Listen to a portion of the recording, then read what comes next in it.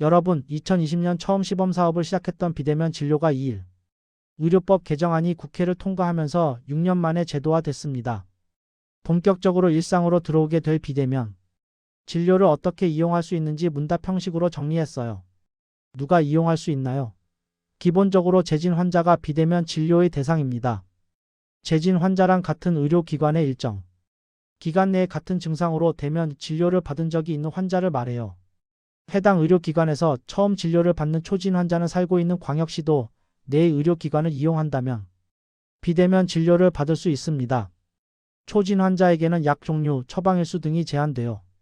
다만 희귀질 환자와 제1형 당뇨병 환자 등은 초진이어도 지역에 제한 없이 비대면 진료를 이용할 수 있습니다. 또 시각 정보가 필수인 질환인 경우에는 화상 진료를 의무화했어요. 어떤 의료기관에서 받을 수 있나요? 비대면 진료를 제공할 수 있는 의료기관은 의원급 1차로 제한됩니다. 즉 원칙적으로 동네 병원에서만 가능해요. 희귀질 환자, 제1형 당뇨병 환자, 교정시설 수용자, 수술 후 경과 관찰이 필요한 환자 등은 대학병원 등 병원급 이상 2, 3차 의료기관에서도 비대면 진료를 받을 수 있습니다.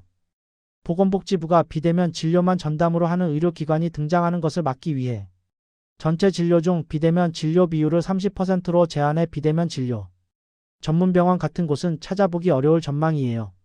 비대면 진료를 이용해 처방받은 약을 배송받을 수도 있을까요? 약 배송은 제한적으로만 허용됩니다. 선벽지 거주자, 장기요양 수급자, 등록장애인, 제1, 2급 감염병 확진자, 희귀질 환자만 복지부령으로 정하는 지역 내에서 약 배송을 받을 수 있어요. 그 외의 환자들은 원칙적으로 대면으로 약을 받아야 합니다. 비대면 진료로 아무 의약품이나 처방받을 수 있나요? 아니요. 마약류 등은 처방이 금지됩니다. 다만 희귀질 환자 대상으로 마약류를 처방하는 경우 등 필요한 경우에는 제한의 예외를 뒀어요. 부정하게 비대면 진료를 이용하는 경우는 어떻게 되나요? 비대면 진료를 받는 환자는 다른 사람의 신분을 도용해 비대면 진료를 받거나 특정 의약품을 처방받을 목적 등으로 의료인을 속여 의약품을 처방받을 경우 2년 이하의 징역이나 2천만 원 이하의 벌금에 처해질 수 있습니다. 닥터나우 등 비대면 진료를 중개하는 플랫폼은 어떻게 관리 규제되나요? 플랫폼은 비대면 진료를 하는 의료진의 판단에 개입하면 안 돼요. 또 의료 서비스나 의약품 호 남용을 조장하는 행위도 금지됩니다. 환자에게 특정 의료기관을 추천하거나 선택하도록 유도해서도 안 됩니다.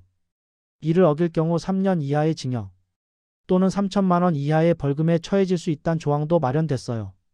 또 플랫폼이 비대면 진료 중개업을 하면서 수집한 개인정보를 영리 목적으로 제3자에게 제공, 판매하는 경우에는 5년 이하의 징역이나 5천만 원 이하의 벌금에 처해질 수 있습니다. 비대면 진료 이제 제대로 알고 이용하세요.